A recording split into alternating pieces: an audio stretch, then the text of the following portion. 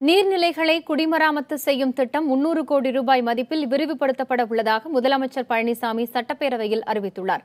விரிவாக்கப்பட்ட திட்டத்தின் கீழ் 2065 நீர்நிலைகள் குடிமராமத்து செய்யப்படும் என்றும் முதலமைச்சர் கூறியுள்ளார்.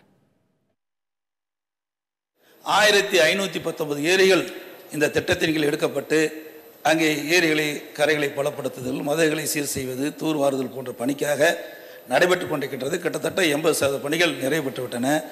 அதன் தொடர்ச்சியாக விவசாயிகளுடைய கோரிக்கை, இன்றைக்கு சட்டமன்ற உறுப்பினர்கள், நாடாளுமன்றங்கள், பொதுமக்களுடைய கோரிக்கையை ஏற்று இதை விரிவுபடுத்த வேண்டும் என்று அவர்களிடத்தில் வந்த கோரிக்கையின் அடிப்படையிலே மேலும் 300 கோடி ரூபாய் இந்த திட்டத்திற்கு ஒதுக்கீடு செய்யப்பட்டு